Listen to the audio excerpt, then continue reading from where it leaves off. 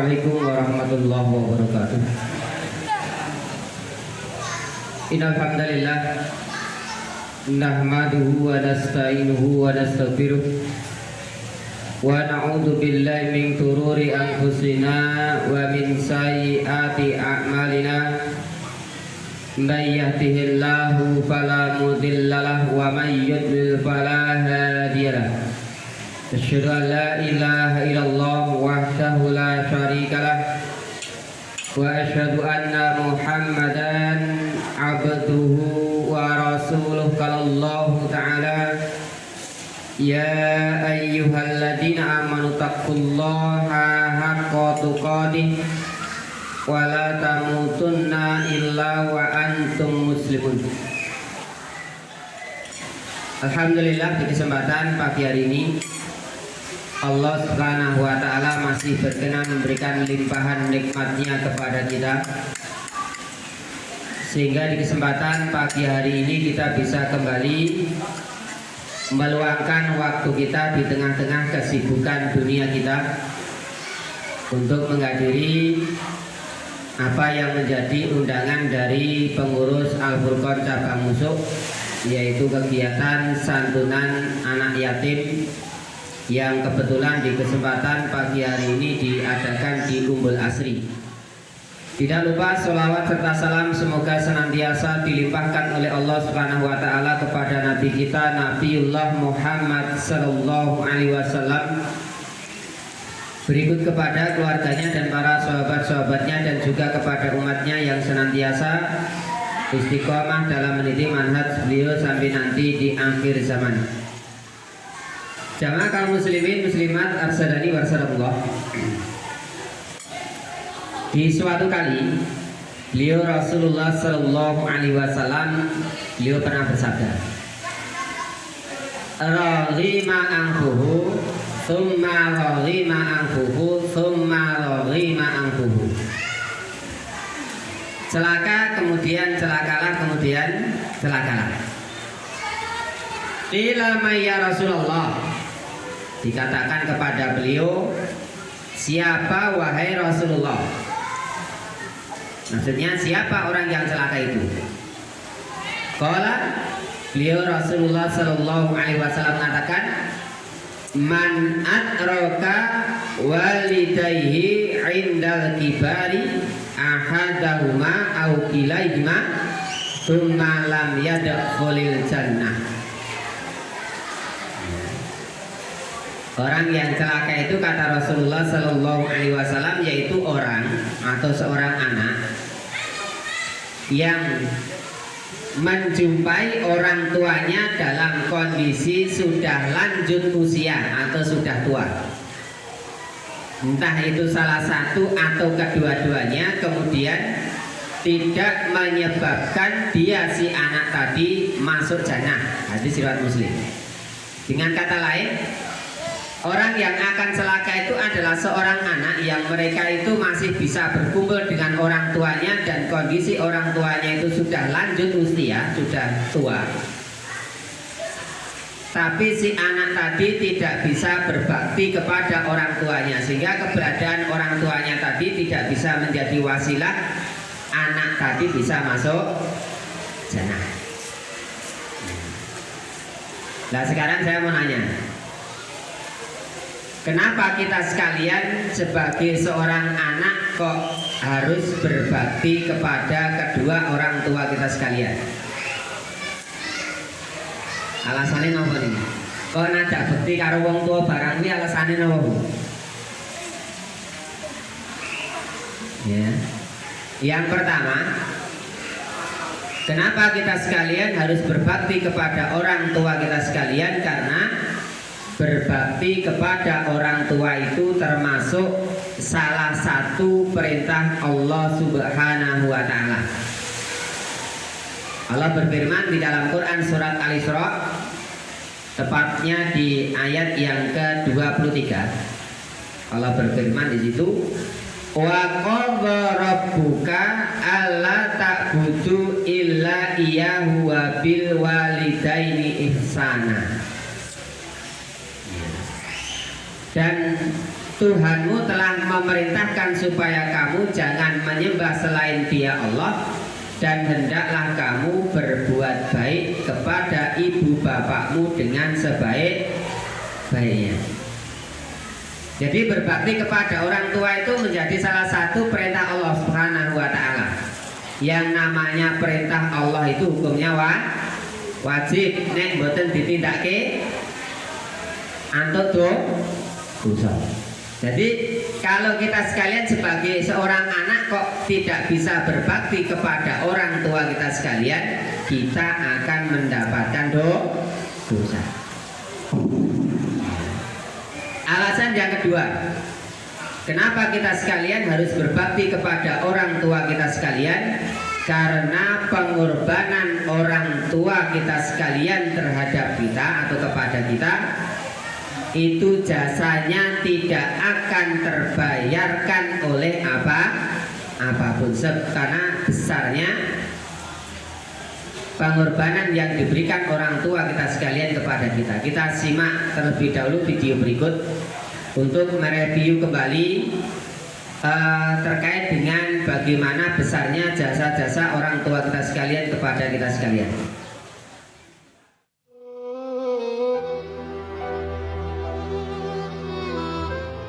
Ayah dan bunda, mereka adalah sosok yang sangat luar biasa dalam kehidupan kita. Kita menjadi saksi perjuangan mereka yang begitu sangat luar biasa dalam kehidupan ini.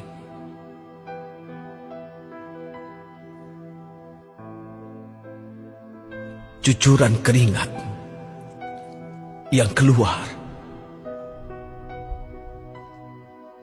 perginya ayah kita dari rumah kita untuk mencari nafkah, pagi, siang, malam, kadang tak pulang. Ternyata semua itu dilakukannya untuk kita. Lalu bagaimana dengan bunda? Tidak pernah dihiraukannya rasa sakit yang mendera, apalagi saat kita dikandungnya. 9 bulan kita berada di dalam perutnya. Saat-saat yang menegangkan saat kita dilahirkan, itu adalah saat yang paling berat yang dirasakan oleh ibunda kita. Yang ada di pikirannya hanya bagaimana kita bisa keluar dengan selamat menatap dunia ini. Maka yang pantas bagi kita adalah apa? Kita mengangkat tangan, kita bermunajat, kita meminta kepada Allah untuk ayah dan bunda kita. Duhai Allah yang Maha Rahman dan Maha Rahim, Engkau pasti mendengar apa yang kami pinta, ya Rabb. Engkau pasti tahu apa yang kami harapkan untuk ayah dan bunda kami. Ya Allah, selamatkan mereka, ya Rabb. Jikalau mereka masih hidup, kami hanya memohon, ya Allah, panjangkan umur taat mereka, umur ibadah mereka. Jangan susahkan mereka dalam kehidupan ini, karena mereka sudah susah mengasuh kami, membesarkan kami. Jangan biarkan kami membuat hati mereka luka. Bahkan air mata mengalir dari kedua mata mereka. Ya Allah, ya Rabbana, untuk mereka, ayah bunda kami yang sudah berada di alam kuburnya, kami memohon kepada Engkau, ya Allah, jangan siksa, ya Allah. Jangan diazab. Jadikan kuburnya teman-teman surga. Berikan harum-haruman surga di dalam kuburnya. Jadikan setiap amal baiknya adalah sahabat di dalam kuburnya. Kami menjadi saksi, ya Allah, bahwa mereka adalah orang yang luar biasa dalam kehidupan kami. Ya Rabbi, jikalau nanti, ya Allah, Engkau betul-betul selamatkan kami, Kami hanya ingin Engkau pertemukan kami dengan kedua orang tua kami lagi.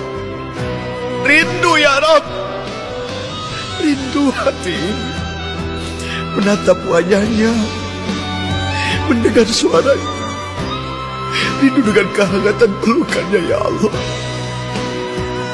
Ya Rabbi ya Rabbana, surga itu tidak akan indah tanpa kedua orang tua kami. Surga itu tidak akan indah tanpa mereka ya Allah. Mereka yang telah membuat kami seperti ini, mereka yang telah menjadikan kami bermanfaat dalam kehidupan ini. Maka ya Rabbana, jangan biarkan kami terpisah. Jangan biarkan kami tidak lagi bisa melihat wajah keduanya ya Allah. Ya Rabbana, selamatkan mereka, selamatkan mereka.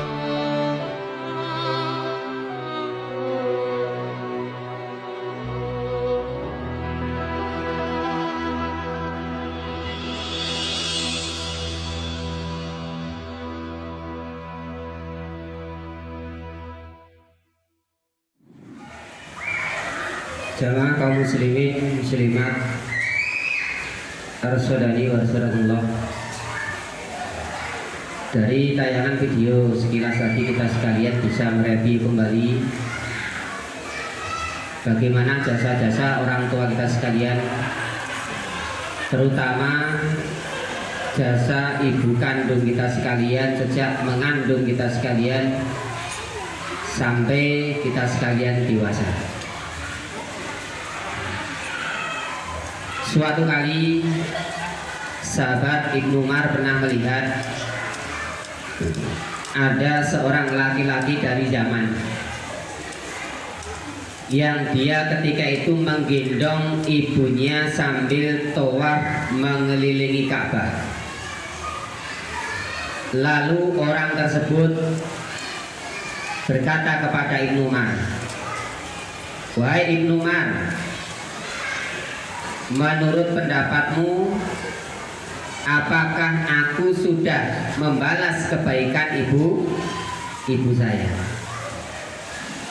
Beliau Ibnu Umar menjawab, "Belum." Meskipun hanya sekedar satu kontraksi atau satu tarikan nafas ibu kamu ketika melahirkan kamu. Satu kontraksi nama Bu, satu kontraksi nama Bu. Kok biang-biang ditanya satu kontraksi ini nek bahasane wong paingan ngono ngeden. Ya. Jadi beliau sahabat Ibnu Umar memberikan satu ungkapan bahwa apa yang sudah disampaikan oleh si pemuda zaman tadi, menggendong ibunya tawaf mengelilingi Ka'bah, dengan kata lain menaikkan haji ibunya sambil digendong mengelilingi Ka'bah. Tapi ternyata sahabat Ibnu Umar mengatakan itu belum cukup untuk membalas kebaikan ibunya. Padahal sekarang naik haji kurang lebih 40 juta. Daftarnya itu 25 juta. Nanti belum tambahan berbagai macam perlengkapan, ditambah nanti untuk oleh-oleh dan sebagainya, kurang lebih 40 juta. Jadi uang 40 juta digunakan untuk menaikkan haji ibu.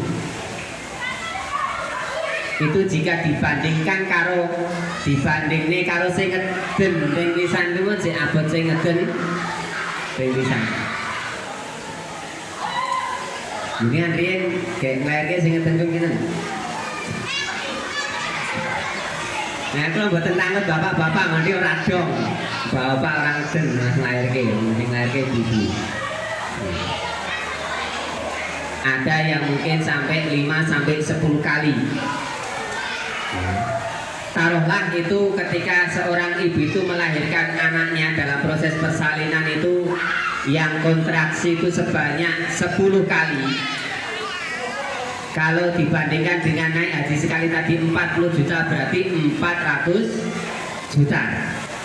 uang 400 juta tadi digunakan untuk menaikkan haji ibunya 10 kali, itu masih berat timbangannya di mata Allah yang 10 kontraksi. Wira 400 juta.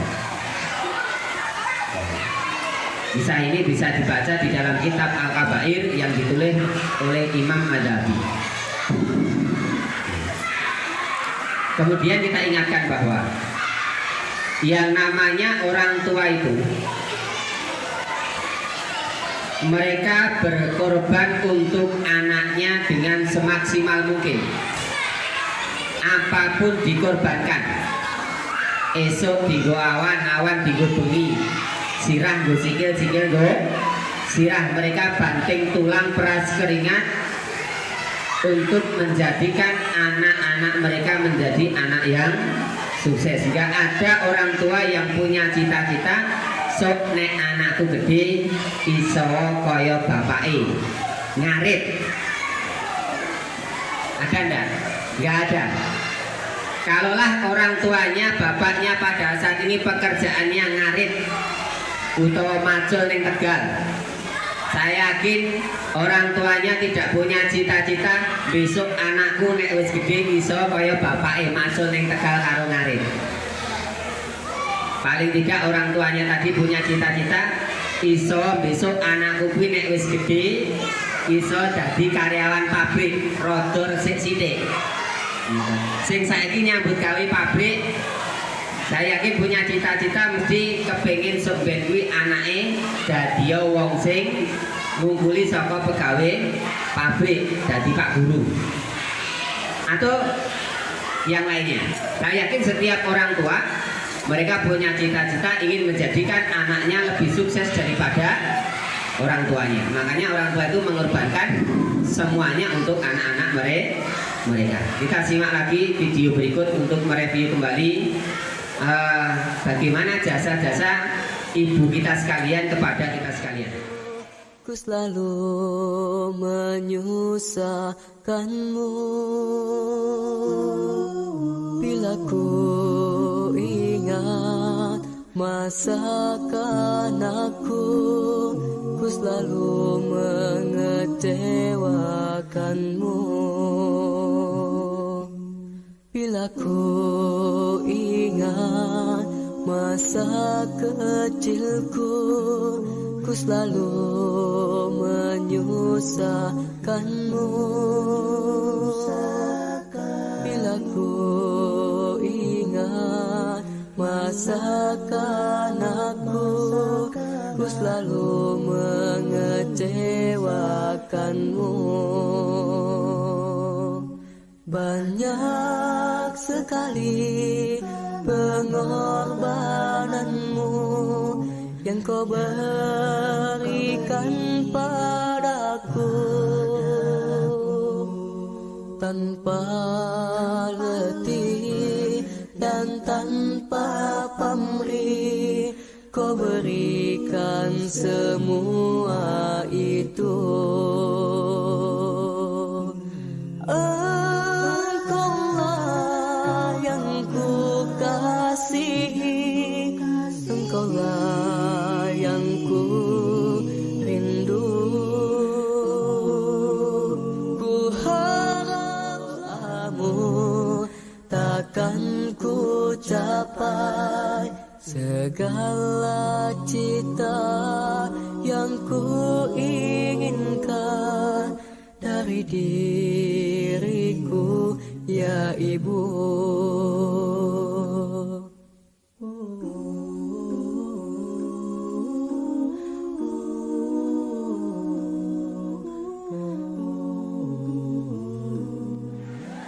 Jamaah kaum muslimin muslimat saudari wa saudara, dari tayangan video singkat tadi kita bisa mengetahui bahwa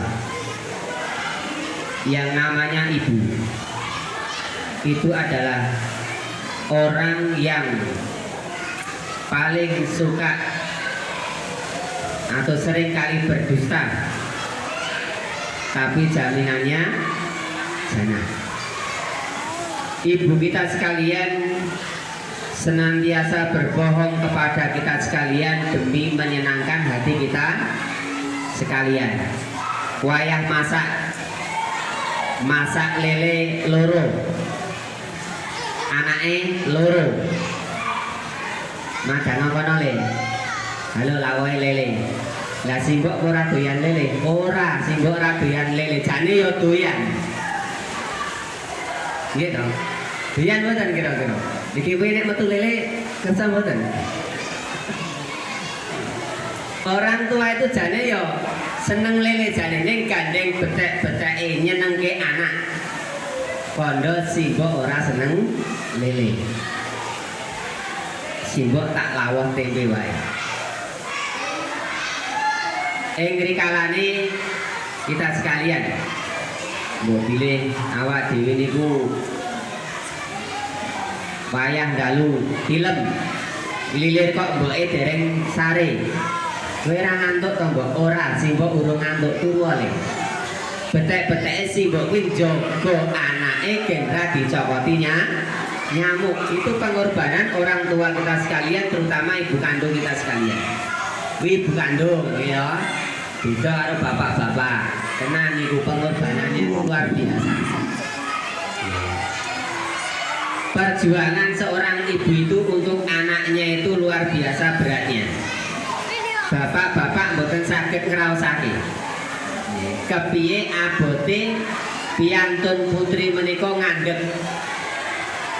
Belum tahu rasake to, Pak? Bapak belum tahu rasake ngandhek to. Meteng lah belum tahu to. Dereng to. Lah nggih kula belum tahu rasake kepiye abote wong meteng gitu. Yang namanya ibu hamil itu rasanya berat sekali. Arep sing matur niki ya belum tahu rasake. Ini ya kira-kira ya abot tenan. Ya.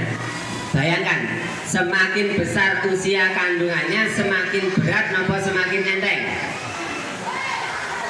Tambah aurat samsaya abot kandungane. Kek mongko kandungane niku nyang dindi digawa, nggih to?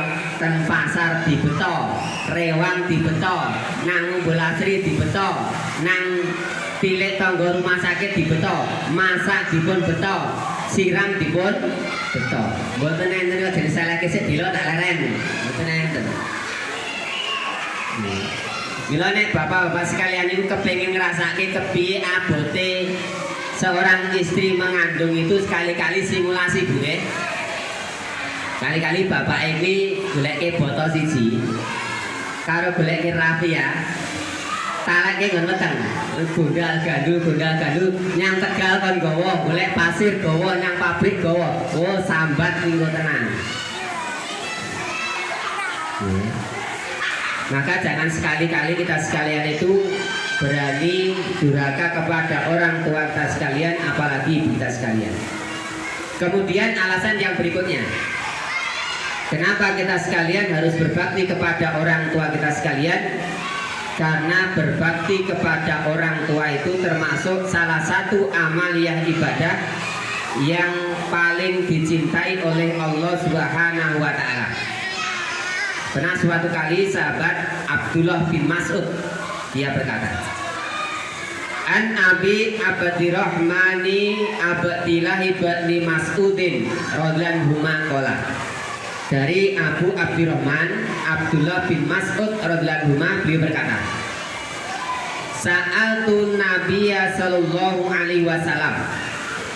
Aku bertanya kepada Nabi sallallahu alaihi wasallam, Ayyul amali ahabbu ilallahi ta'ala. Amal apa yang paling dicintai oleh Allah Azza wa Jalla, atau Allah Subhanahu wa Ta'ala? Kala beliau Nabi sallallahu alaihi wasallam mengatakan, as-sholatu ala waktiha. Salat pada waktunya. Qultu ma'ayu. Kemudian saya bertanya lagi, aku bertanya lagi, kemudian apa lagi? Qala birrul walidaini. Beliau Nabi sallallahu alaihi wasallam mengatakan, yang kedua, amal yang paling dicintai oleh Allah itu adalah berbakti kepada orang tua. Jadi berbakti kepada orang tua itu termasuk salah satu amal ibadah yang paling dicintai oleh Allah Subhanahu wa taala. Kemudian alasan yang berikutnya kenapa kita sekalian harus berbakti kepada orang tua kita sekalian, karena dengan kita sekalian berbakti kepada orang tua kita sekalian, insya Allah bisa menjadi salah satu wasilah diperluas rezeki kita sekalian oleh Allah. Dari Anas bin Malik radhiyallahu anhu beliau berkata bahwasanya Rasulullah Shallallahu Alaihi Wasallam bersabda, "Man ahabba ayyuba syatolahu fi rizkihi." Barang siapa yang ingin rezekinya diperluas, wa ayyusa'alahu fi atharihi, dan umurnya ditambah atau diperpanjang usianya, fayasil rahimahu, maka hendaklah ia menyambung silaturahim.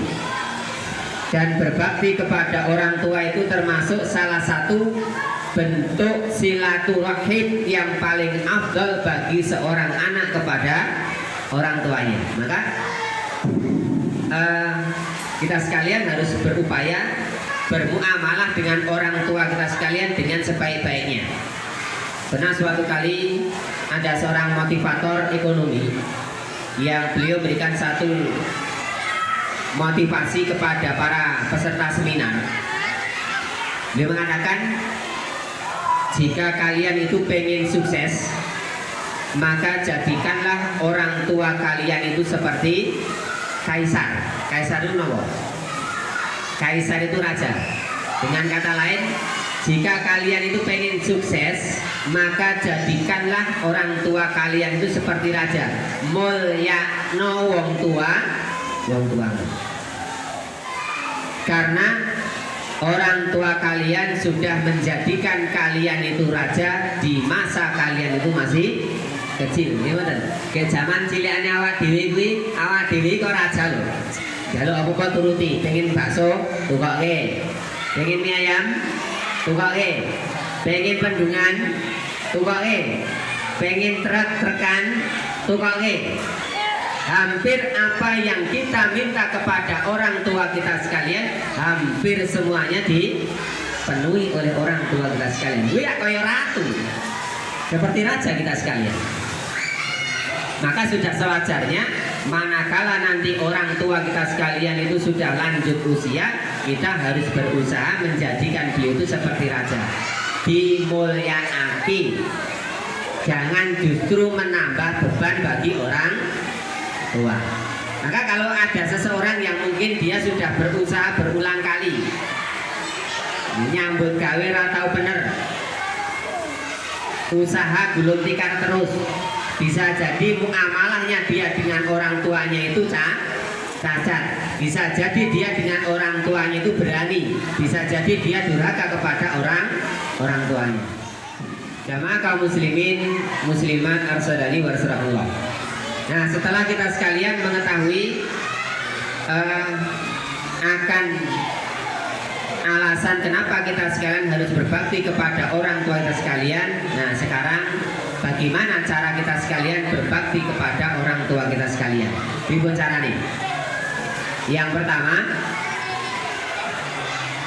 cara kita sekalian berbakti kepada orang tua kita sekalian adalah dengan mengindahkan nasihat orang tua.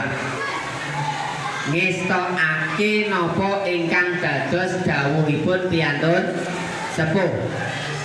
Allah Subhanahu wa taala Allah Subhanahu wa taala berfirman di dalam Quran surat Luqman, tepatnya di ayat yang ke-15. Allah Subhanahu wa taala berfirman, wa in jahadaka ala antusrika bima laisa laka bilmun fala tutihuma wa sahibhuma fid dunya ma'rufa. Dan jika keduanya memaksamu untuk mempersekutukan aku Allah tanpa pengetahuan tentang itu, maka janganlah kamu ikuti keduanya dan pergaulilah keduanya di dunia dengan baik. Di sini Allah Subhanahu wa taala memerintahkan kepada kita sekalian untuk bergaul, berbuat baik kepada orang tua kita sekalian. Ngestokake napa sing dados dawuhipun piyantun sepuh. Sajroné dawuh piyantun sepuh menika dawuh utawa perintah ingkang becik.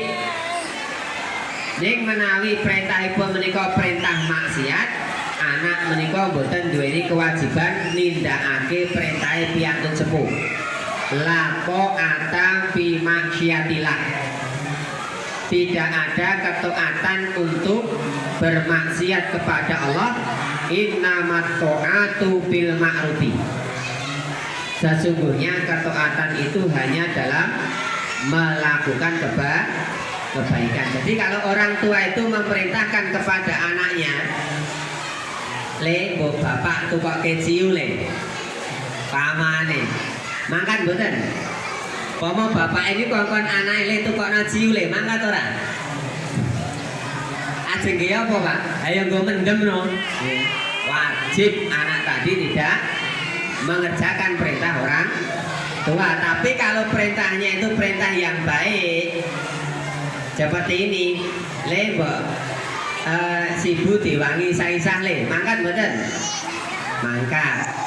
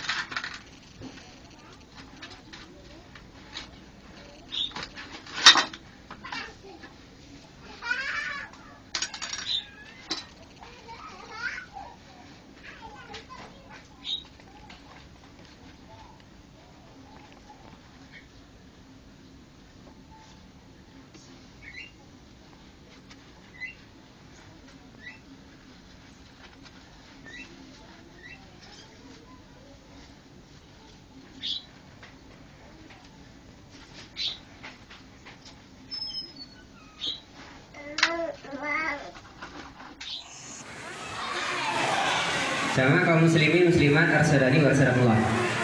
Jadi kalau perintah orang tua tadi perintah yang baik, wajib anak tadi mengerjakan. Terutama sing cewek-cewek iki. Lho, mbok kae piringe disai-sai ngono ra ping lumbruk, mangkat ora? Mangkat ora? Mangkat kon umbah-umbah mangkat ora? Mangkat. Ini perintah yang baik, bukan perintah yang bukan baik. Tapi kalau perintahnya itu maksiat, wajib anak tadi nggak berangkat. Ya, tapi kalau perintah tadi baik, anak tadi mesti mengerjakan. Loh, ki mau cowok we asa-asa kok cewek ra iso asa-asa. Isi ini. Ya. Yang kedua, cara kita sekalian berbakti kepada orang tua kita sekalian adalah dengan kita sekalian itu banyak berinteraksi dengan Al-Quran. Ya. Allah Subhanahu wa taala berfirman di dalam Quran surat Al-Baqarah ayat yang ke-185. Syahrul Ramadan alladzi unzila fihil Qur'an hudal linnasi wa bayyinatin minal huda wal furqan.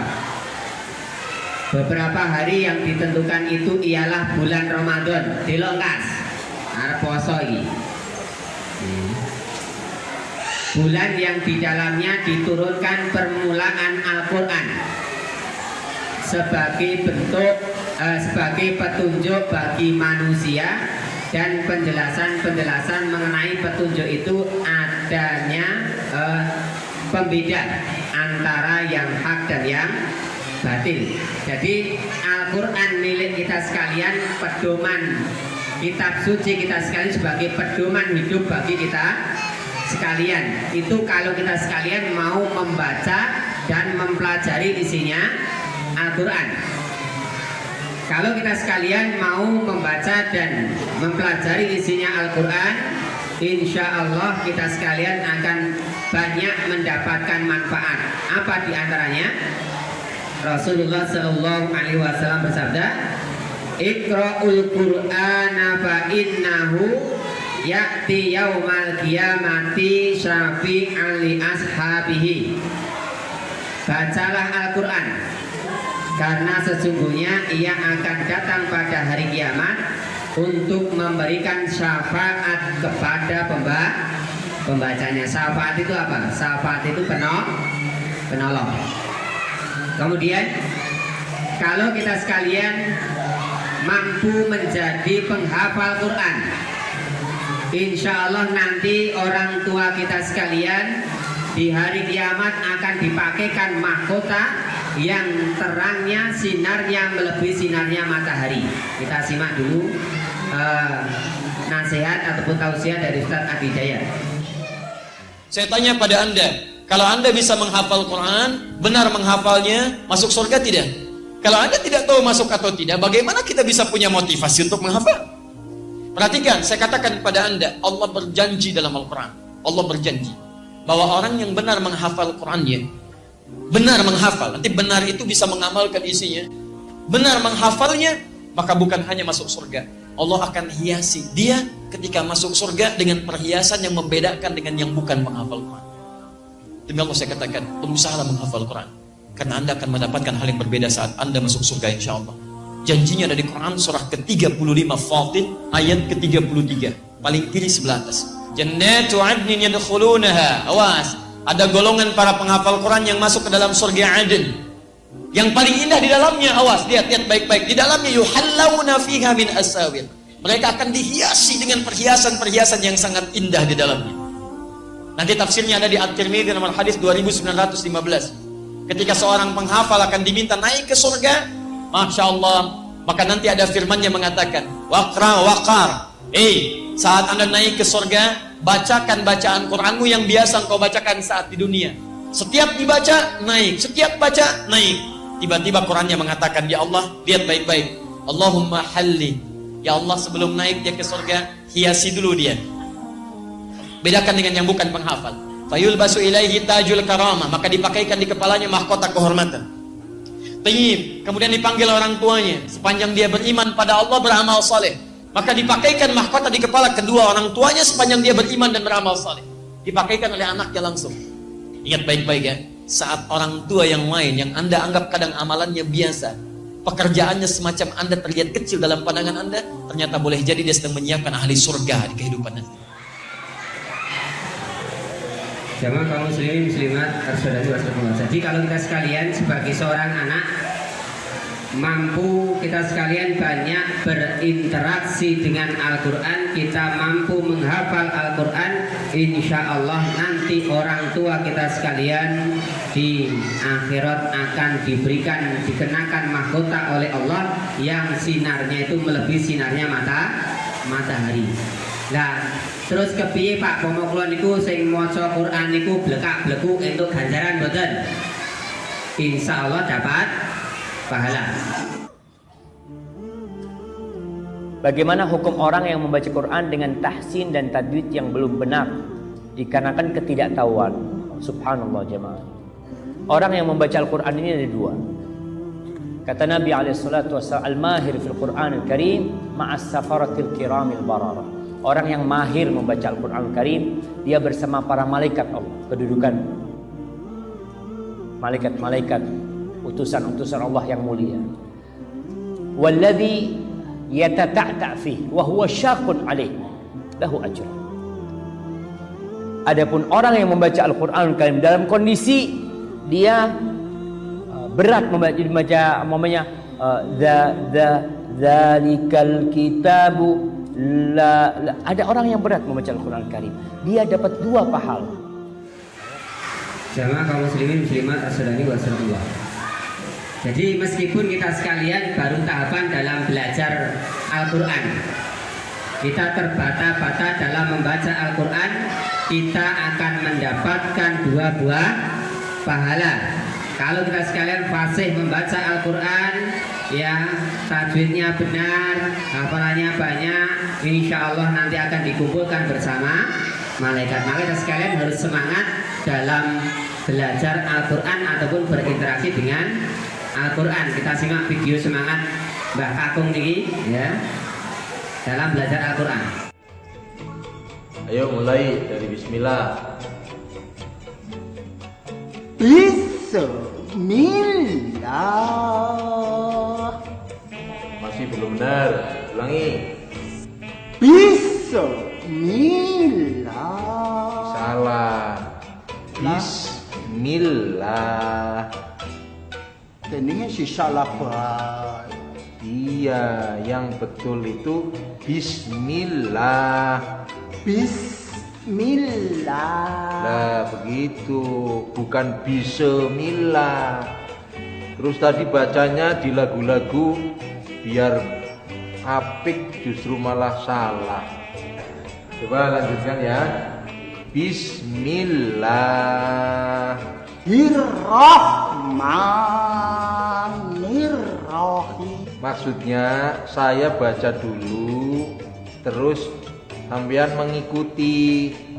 Coba ulangi. Bismillahirrahmanirrahim. Kok gak paham-paham? Orang mudeng-mudeng. Maksudnya saya baca dulu, terus sampean mengikuti. Coba ulangi. Bismillahirrahmanirrahim. Maksudnya begini, saya baca Bismillahirrahmanirrahim, nanti panjenengan mengikuti, begitu. Coba Bismillahirrahmanirrahim.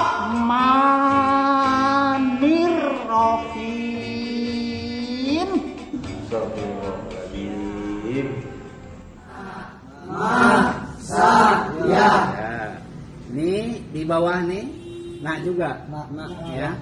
Ini di ujung sini, ini di tengah, ini di ujung sebelah sana. Ini apa? Nah, jadi kalau ada yang gini, ada titiknya. Nah, gitu. Terus ini? Nah, terus ini? Nah, nih? Nih? Nah, ini? Baik, ya. Jadi sekali lagi, nama saya baru nama saya. Siapa namanya? Siapa namanya? Mala Rosa. Apa? Mala Rosa. Nah, ini tulisannya. Ini apa? Semoga bisa berikan satu motivasi semangat bagi adik-adik sekalian untuk senantiasa banyak berinteraksi dengan Al-Quran, untuk belajar ngaji. Yang belum bisa membaca Al-Quran nanti bisa berhubungan dengan pengurus Sabang Musuk, nanti akan ditindaklanjuti dengan program cepat membaca Al-Quran. Demikian yang bisa kita sampaikan di kesempatan pagi menjelang siang hari ini. Waktu kita kembalikan kepada Raisul Jalasah. Assalamualaikum warahmatullahi wabarakatuh.